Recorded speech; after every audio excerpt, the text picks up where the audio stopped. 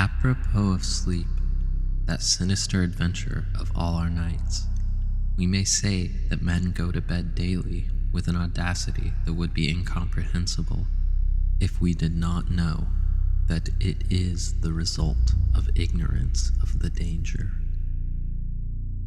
Baudelaire. May the merciful gods, if indeed there be such, guard those hours when no power of the will or drug that the cunning of man devises can keep me from the chasm of sleep.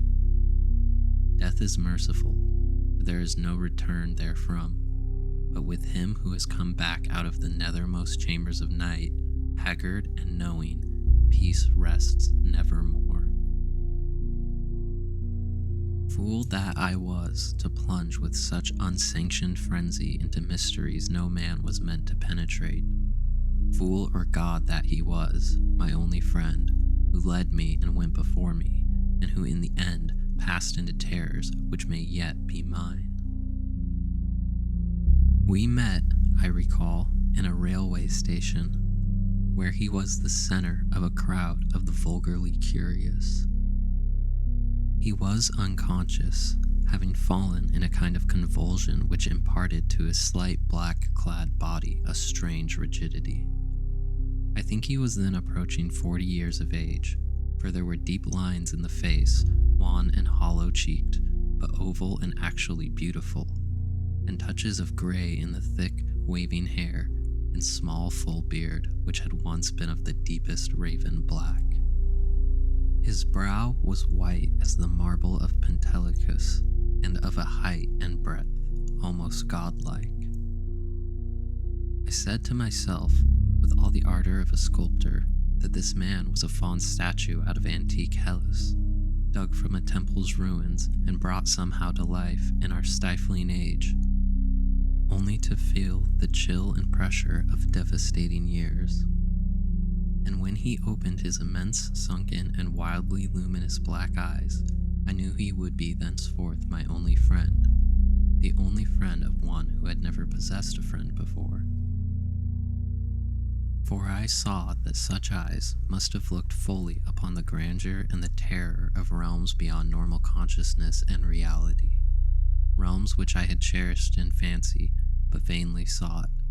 So as I drove the crowd away, I told him he must come home with me and be my teacher and leader in unfathomed mysteries, and he assented without speaking a word. Afterward, I found that his voice was music, the music of deep viols and of crystalline spheres. We talked often in the night, and in the day, when I chiseled busts of him and carved miniature heads in ivory to immortalize his different expressions. Of our studies, it is impossible to speak, since they held so slight a connection with anything of the world as living men conceive it. They were of that vaster and more appalling universe of dim entity and consciousness which lies deeper than matter, time, and space, and whose existence we suspect only in certain forms of sleep. Those rare dreams beyond dreams, which come never to common men, and but once or twice in the lifetime of imaginative men. The cosmos of our waking knowledge, born from such a universe as a bubble is born from the pipe of a jester, touches it only as such a bubble may touch its sardonic source when sucked back by the jester's whim. Men of learning suspect it little and ignore it mostly. Wise men have interpreted dreams, and the gods have laughed. One man, with oriental eyes, has said that all time and space are relative, and men have laughed. But even that man with oriental eyes has done no more than suspect. I had wished and tried to do more than suspect, and my friend had tried and partly succeeded. Then we both tried together, and with exotic drugs courted terrible and forbidden dreams in the tower studio chamber of the old manor house in hoary Kent. Among the agonies of these after days is that chief of torments, inarticulateness. What I learned and saw in those hours of impious exploration can never be told, for want of symbols or suggestions in any language. I say this because from first to last our discoveries partook only of the nature of sensations.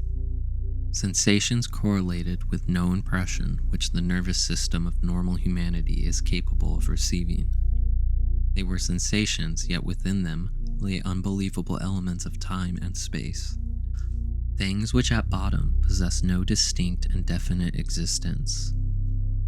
Human utterance can best convey the general character of our experiences by calling them plungings or soarings, for in every period of revelation, some part of our minds broke boldly away from all that is real and present, rushing airily along shocking, unlighted, and fear-haunted abysses, and occasionally tearing through certain well-marked and typical obstacles, describable only as vicious, uncouth clouds of vapors.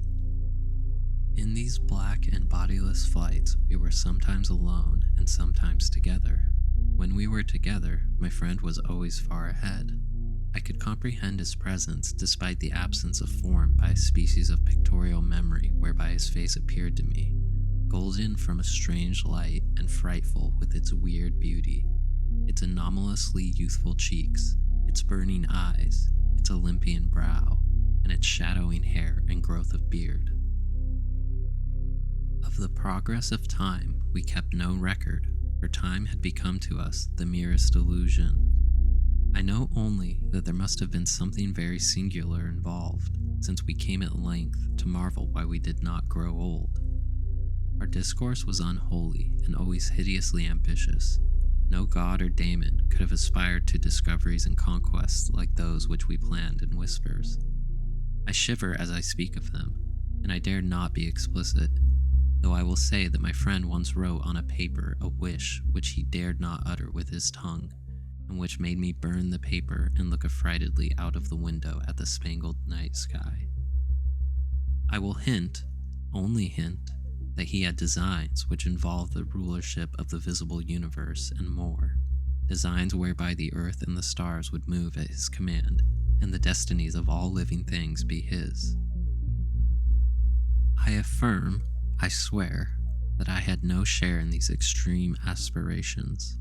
Anything my friend may have said or written to the contrary must be erroneous, for I am no man of strength to risk the unmentionable warfare in unmentionable spheres by which alone one might achieve success. There was a night when winds from unknown spaces whirled us irresistibly into limitless vacuum beyond all thought and entity. Perceptions of the most maddeningly untransmissible sort thronged upon us, perceptions of infinity, which at the time convulsed us with joy, yet which are now partly lost to my memory and partly incapable of presentation to others. Vicious obstacles were clawed through in rapid succession, and at length I felt that we had been borne to realms of greater remoteness than any we had previously known. My friend was vastly in advance as we plunged in this awesome ocean of virgin aether, and I could see the sinister exultation on his floating, luminous, too youthful memory face. Suddenly, that face became dim and quickly disappeared, and in a brief space I found myself projected against an obstacle which I could not penetrate. It was like the others, yet incalculably denser. A sticky, clammy mass, if such terms can be applied to analogous qualities in a non-material sphere. I had, I felt, been halted by a barrier which my friend and leader had successfully passed. Struggling anew, I came to the end of the drug dream and opened my physical eyes to the tower studio in whose opposite corner reclined the pallid and still unconscious form of my fellow dreamer, weirdly haggard and wildly beautiful as the moon shed gold-green light on his marble features. Then, after a short interval, the form in the corner stirred, and may pitying heaven keep from my sight and sound another thing like that which took place before me. I cannot tell you how he shrieked, or what vistas of unvisitable hells gleamed for a second in black eyes crazed with fright. I can only say that I fainted, and did not stir till he himself recovered and shook me in his frenzy for someone to keep away the horror and desolation. That was the end of our voluntary searchings in the caverns of dream. Awed, shaken, and portentous, My friend, who had been beyond the barrier, warned me that we must never venture within those realms again. What he had seen, he dared not tell me, but he said from his wisdom that we must sleep as little as possible, even if drugs were necessary to keep us awake. That he was right, I soon learned from the unutterable fear which engulfed me whenever consciousness lapsed. After each short and inevitable sleep, I seemed older, whilst my friend aged with a rapidity almost shocking.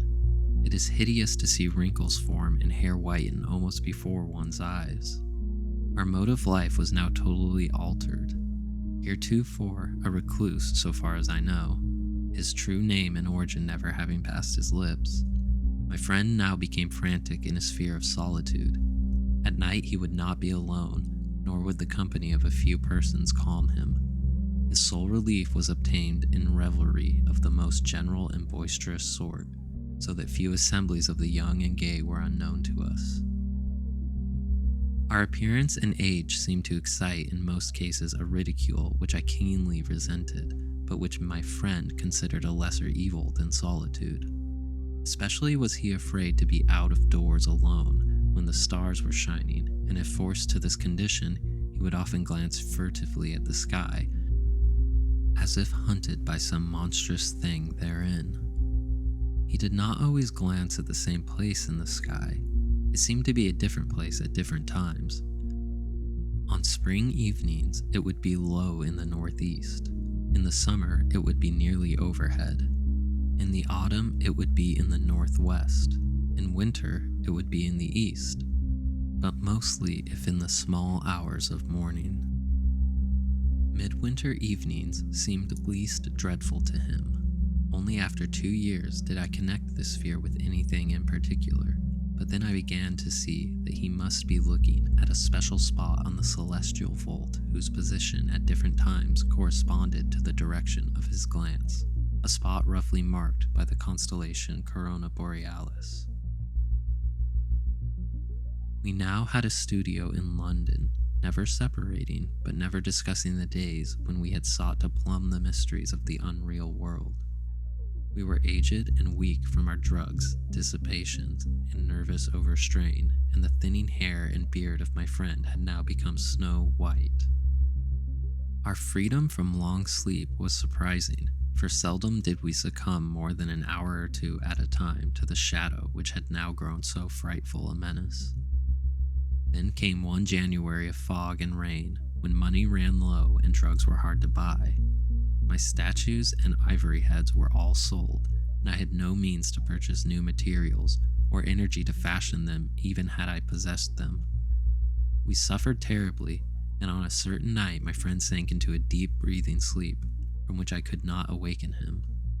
I can recall the scene now, the desolate pitch-black garret studio under the eaves with the rain beating down, the ticking of our lone clock, the fancied ticking of our watches as they rested on the dressing table, the creaking of some swaying shutter in a remote part of the house, certain distant city noises muffled by fog and space, and worst of all, the deep, steady, sinister breathing of my friend on the couch.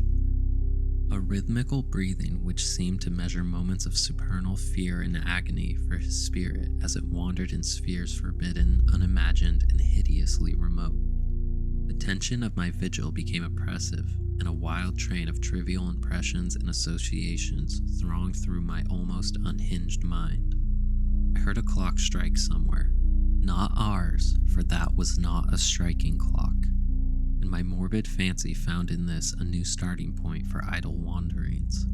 Clocks, time, space, infinity, and then my fancy reverted to the locale as I reflected that even now, beyond the roof and the fog and the rain and the atmosphere, Corona Borealis was rising in the northeast. Corona Borealis, which my friend had appeared to dread, and whose scintillant semicircle of stars must even now be glowing unseen through the measureless abysses of aether. All at once, my feverishly sensitive care seemed to detect a new and wholly distinct component in the soft medley of drug-magnified sounds. A low and damnably insistent whine from very far away, droning, clamoring, mocking, calling from the northeast. But it was not that distant whine which robbed me of my faculties and set upon my soul such a seal of fright as may never in life be removed. Not that which drew the shrieks and excited the convulsions which caused lodgers and police to break down the door. It was not what I heard, but what I saw, for in that dark, locked, shuttered, and curtained room, there appeared from the black northeast corner a shaft of horrible red gold light, a shaft which bore with it no glow to disperse the darkness, but which streamed only upon the recumbent head of the troubled sleeper, bringing out in hideous duplication the luminous and strangely youthful memory face as I had known it in dreams of abysmal space and unshackled time, when my friend had pushed behind the barrier to those secret, innermost, and forbidden caverns of nightmare. And as I looked, I beheld the head rise, the black liquid, and the deep sunken eyes open in terror, and the thin, shadowed lips part as if for a scream too frightful to be uttered. There dwelt in that ghastly, inflexible face, as it shone bodiless, luminous, and rejuvenated in the blackness, more of stark, teeming, brain-shattering fear than all the rest of heaven and earth has ever revealed to me. No word was spoken amidst the distant sound that grew nearer and nearer, but as I followed the memory face's mad stare along that cursed shaft of light to its source, the source whence also the whining came, I, too, saw for an instant what it saw, and fell with ringing ears in that fit of shrieking epilepsy which brought the lodgers and the police. Never could I tell, try as I might, what it actually was that I saw, nor could the still face tell, for although it must have seen more than I did, it will never speak again. But always I shall guard against the mocking and insatiate Hypnos, Lord of Sleep, against the night sky, and against the mad ambitions of knowledge and philosophy. Just what happened is unknown, for not only was my own mind unseated by the strange and hideous thing, but others were tainted with a forgetfulness which can mean nothing if not madness. They have said, I know not for what reason, that I never had a friend, but that art, philosophy, and insanity had filled all my tragic life. The lodgers and police on that night soothed me, and the doctor administered something to quiet me, nor did anyone see what a nightmare event had taken place.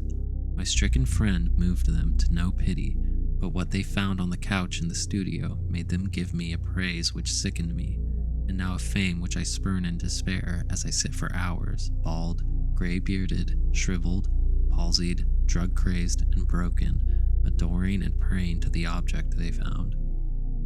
For they deny that I sold the last of my statuary, and point with ecstasy at the thing which the whining shaft of light left cold, petrified, and unvocal. It is all that remains of my friend, the friend who led me on to madness and wreckage, and godlike head of such marble as only old Hellas could yield, young with the youth that is outside time, and with beauteous bearded face, curved, smiling lips, Olympian brow, and dense locks waving and poppy-crowned. They say that that haunting memory face is modeled from my own, as it was at 25, but upon the marble base is carven a single name in the letters of Attica. Hypnos.